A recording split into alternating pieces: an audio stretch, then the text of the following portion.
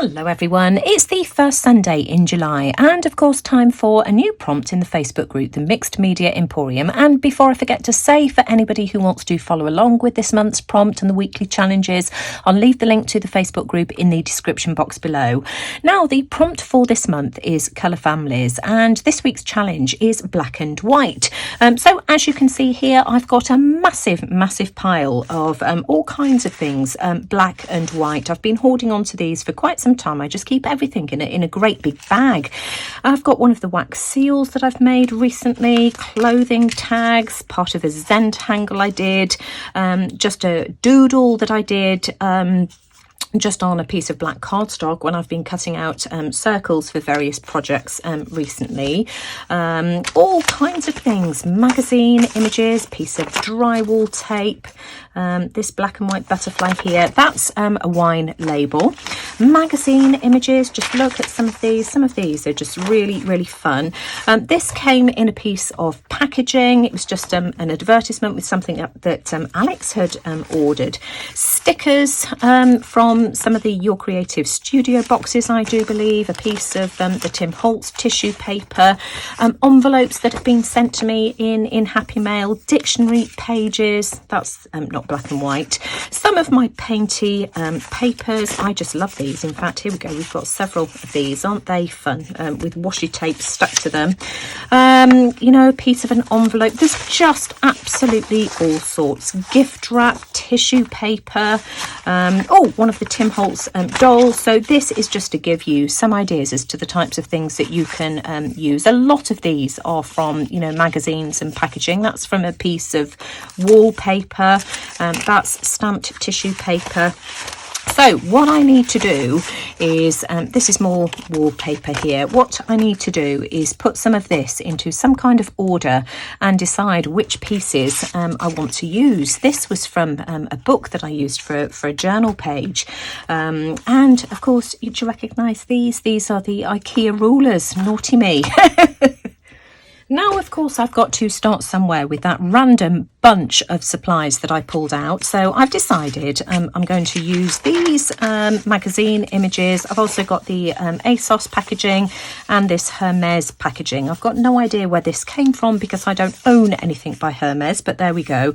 I'm going to start out by fussy cutting this gorgeous cat here. So I'm just going to go off camera and do this just because, you know, fussy cutting is really boring, isn't it?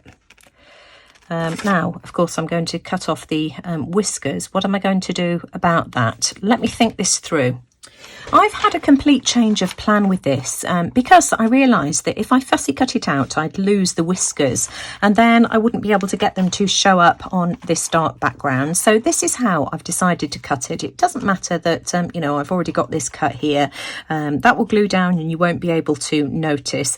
Now, I'd got a clear plan how I wanted this to go using some of this other packaging as well, because I was thinking with the Balenciaga, Hermes and all of that kind of thing, and clearly a pedigree cat, that it was the designer cat, as it were, but I just can't get these pieces to work in any way, shape or form. It's just not doing it for me, and I just love the simplicity of the cat with this Balenciaga background, and I can't decide whether I want it that way round or like this. Now, I'm going to be working with one of the pages in my magazine journal. I started this I don't know how many months ago was it, 2 or 3 months ago, and did 3 pages, and I haven't done any more. You absolutely loved this and asked me to share more ideas, so I'm going to work in this journal today. So I've pulled out a page. Now, if I have it this way round, it's too short, which means that I'm going to have to add something at the top or the bottom to fill the page if I want to. So I think that's made my decision for me. I'm going to glue this down like so. So what I'm going to do is just add glue all over the front of this, stick this down, and then we'll deal with the cat later. Now, the easiest way to do this is just to use a glue stick and apply glue all over the background, just like so. So that's that. In fact, what I think I'll do is cut off the bottom just to make sure that I get this in the right the right place. It'll just make it easier for placement. Here we go, like this. Try and get that centralized, not that it really matters too much. Again, I can use a bone folder just to make sure that that's firmly stuck down. So I'm just going to use my fingers here just to make sure that that's firmly stuck just around the edges like this, and then of course I can just flip it over and trim. So this is what I've got now, and I'm thinking that I can have my cat like this. Now, do I want it in the centre or slightly off to the right? I think I like it like that. Now, I've just come up with a really good idea. Well, I think it is anyway. We've got here the statement shirt, which was on this Balenciaga here. I'm going to cut out this statement, and I think I'm going to stick this down onto a piece of paper here, and we can have the statement cat. How about that? I mean, that cat surely is a statement, isn't he or she? What a gorgeous cat. Now, isn't it funny? I say this all the time. Just start, because once you start, you get ideas. The ideas just start to flow. I've decided that I like this just very slightly off centre, not too far over the other way. So I will glue that down there like that. I've added the statement just to a piece of heavier weight cardstock just to give it a bit of stability. Typed out cat on my typewriter, so the statement cat. In fact, we'll have that further down here like this.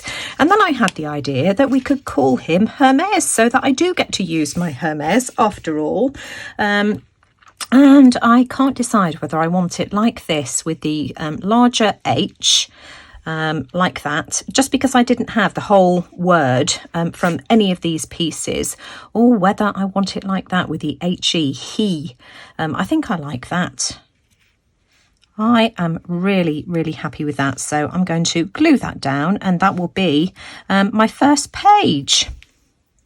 So here is Hermes, the statement cat. Really happy with how he turned out. So let's have a look and see what we're going to do next. I think I'd quite like to do something on the back. Now for my next page, I've pulled out this image here, and this is quite dark actually. The wording says, I either eat too much or starve myself, sleep too much or have insomniac nights. I love very deeply or hate passionately. I don't know what grey is. I never did. So how powerful is that? That probably came from the Telegraph magazine. I'm not sure, the Times, something like that. Now I've also found this as well, 360 hashtag true stories, not from the same magazine because this is much thicker, but I just think those two go really well together because she's obviously going round in circles, isn't she? Either eating too much or starving herself, sleeping too much or having insomnia. So that's what I'm going to use. I think that goes really well. I'm going to use this ASOS packaging as well. This just came in one of Sam's ASOS package. It's just the back of a receipt. So I like that. I've also found, which again I think is perfect, this clothing tag called Crooked Tongues. I like this because it's white on black on one side and black on white on the other. And what I'm thinking is that I can have this crookedly like that. So I just need to decide on a background just to set it off. Now I've got this magazine here, and it's one of the magazines from the Times newspaper. It's one of these supplements. It's quite an old one. It dates back to November 2020, and I found a page that might work quite well. Here we go. Because this is such a dark kind of story, I'm thinking that I can have it like this. And as I've said, I'll just have my clothing tag off there like that. Now whether I want to break this up and have something white in there, I don't know. I just can't find the right thing at the moment, but that's the direction that I'm heading in. I love this page, and I just want to do one more thing. I've got this clock here, time's a ticking, as it were, and I just want to take the backing off the sticker. I'm just going to use my pokey tool, hopefully to try and get the backing off. Here we go, here it comes, just like this. But then I just want to use a tiny bit of gesso just to add some white to this darker area here. I've got a sponge. How do I want to do this? I'm not very well prepared, am I? Let me just grab one of my stamping blocks. Here we go. I can wash that off later. I've got a sponge. I didn't think this through, did I? And I'm just going to apply a tiny bit of the gouache. Did I say gesso earlier? I meant white gouache. And I'm just going to add a tiny bit of white just to the back here, because otherwise if I put it down you just won't be able to see it. And I'm just going to have to set this off to dry. Gouache dries really, really quickly. You could, of course, use gesso as well. It makes no difference, but that will just make it much more opaque. Now, whilst I'm waiting for the gouache to dry on the back of my clock, I'm just going to pop that there. I'm going to use some regular white acrylic paint. I've already just given my bottle a really good shake so that some of the paint appears in the lid. And I've got myself a stylus here. And what I'm going to do is just add a few doodles just on this here, like this, just to brighten the page up. So I'm just going to go over this, dipping my stylus in each time. I like how that looks. That's made that pop a bit more. And I've got my jelly roll pen here, and what I'm going to do is just be really careful, because I don't want to smudge any of my... I'm just going to add some scribbly lines. I don't want to smudge any of my dots. I didn't finish off my sentence there, did I? So just being really loose and scribbly about this. I'll probably go over this a couple of times. I've just tested this on one of the scraps of the magazine paper as well to make sure that it was going to work. And I'm really pleased to say, as you can see, it does.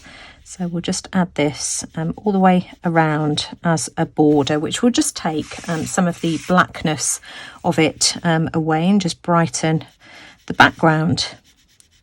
And then, of course, because I'd added gouache to the back, I've just applied some more glue, which is always a good idea anyway with these washi stickers, because just like washi tape, they're not particularly strong. So I'm just going to stick that down like that. I really like how that looks. Now I'm looking at this and I don't think this part of the focal image is standing out as much as I want it to. So I'm just going to use the smaller end of my stylus and I'm just going to add some more dots just around the edge this time. I think I'll start here like this, and that will frame that image and just make it stand out more. So that's finished and I'm going to leave that there. I did toy with the idea of putting something like the need for calm or a time for calm, but I've decided not to, just because I think it would upset the flow and the balance of this page. I like the fact that we've got 5 really striking pieces in this, so I'm going to leave it be. That really speaks to me. I'm very happy with both of those pages. Now, despite all of that heap of black and white images that I shared with you at the beginning of the video, I just couldn't find anything that spoke to me. I think it was because I'd got myself into a pattern in this journal with writing very short stories. Both of these tell a kind of story, and so I wanted to continue with that theme. So I started searching through the magazine supplement that I showed you. This is the Sunday Times magazine supplement, and I found this image here. This jumped out because, of course, it's black and white again, but it was the words that struck me. "What is the bravest thing you've ever said?" asked the boy. "Help," said the horse. We've also got another black and white image on the back. What do you want to be when you grow up? Kind, said the boy. And I just knew that I wanted to use these. Now, of course, dilemma, because they're on the same sheet of paper on opposite sides. Which one do you choose? I wanted to use them both, so I've just photocopied this one here. I will know that it originally came from a magazine, and that's fine with me. So I just want to give you a bit of background information because it will make my collage make sense, and also I think you'll find it interesting as well. Now, those illustrations were drawn by an artist and author called Charlie Mackesy. I think that's how you pronounce it anyway, and he wrote a book called The Boy, the Mole, the Fox and the Horse, and you can see here that it's sold 1.3 million copies so far, and the images have been hung from hospital walls and posted to lampposts around the world. This is just such a compelling and heartwarming and sad, very, very sad story as well. This had me in floods of tears. This is just the article that was supporting the illustrations. Now, Charlie Mackesy was brought up in northern England, in a remote part of northern England in Northumbria, and just lived very remotely with his parents until he was 7 years old. And then they decided to send him to boarding school, and he absolutely hated it. He was just very quiet as a child and, you know, loved being at home with his parents, and boarding school just didn't suit him at all. So he had a very unhappy time whilst he was there. At the age of 16, he decided to take himself off to the local senior school and try and get himself a place, even walked through a river waist deep in water to get there, and was offered a place. Now, he was really conscious of his boarding school accent, probably very middle class English, and so was very, very quietly spoken when he started his new senior school. But everybody just took to him and really, really loved him, and he made lots of friends, and he was very, very happy for a couple of years until one of his best friends sadly died in a car crash when he was 18 years old, and it sent his life spiraling out of control again. He, hit rock bottom, so decided to take himself off to therapy against the better judgment of his friends, who thought it was a really bad idea, and he thought, what on earth do you need to do that for? But he went to therapy and found that it really, really helped him, because he'd gone a bit off the rails. He'd also started doing his illustrations as well as a kind of therapy through, the bad time that he was going through. And eventually somebody told him that, or suggested, why don't you write a book? And so that's how the book, the Boy, the Mole, the Fox and the Horse came about. So I've gone through this article and I've just picked out various phrases that spoke to me, and I'm going to cut some of these out, and that's how I'm going to piece my collage together. Now you can see here I've cut my images down to more or less the right size, and so I'm just going to play around. I've also cut some quotes out that I'd likely to use, the title of the book and the illustrator and author. So as soon as I'm finished, I'll come back to show you what I've done. And here's my finished spread. So of course we've got the larger picture on the left. What is the bravest thing you've ever said? Asked the boy. Help, said the horse. Then I chose to use the title of the book, The Boy, the Mole, the Fox and the Horse by Charlie Mackesy. I hope I'm pronouncing that correctly. And then I chose this quote here. He drew compulsively and relentlessly, sometimes crying as he drew. This just really brought me to tears as I was reading this. What do you want to be when you grow up? Kind, said the boy. And then two more quotes. Being allowed to be who you are and realising that you are enough as you are is a fantastic discovery. And as the boy says, I've realised why we are here. To love and be loved. I just think that's fantastic. I love that. Not because, it's visually pleasing. I find it visually pleasing, but just all about the words, the story. I wanted to use this as well, but I just couldn't find a place for it without everything looking really cluttered. So if anybody's got any ideas how you think I might be able to incorporate this, do let me know. I got an email from a military unit asking if they could use the drawing to encourage soldiers not to think of asking for help as weakness. Just really poignant, really powerful. I could add it there perhaps, but I don't know. I think it's too much. So that's the spread. Let me just show you again. Of course, we've got this page here and this one. I'll leave the link to the previous video as well. Showing the first few pages that I made. Again, all journaling with magazine images. I've got a double page spread in the centre somewhere, a tea themed one. Here we go. And then a page that all of you liked, this one here. So just to recap, the prompt for this month is colour families, and we'll be choosing a different colour family for you to work with each week during the month. But the challenge for this week is black and white. Now you can either do magazine journaling like I've done here, or you could do watercolour if you're still in watercolour mode, or acrylic paintings, just a standard collage.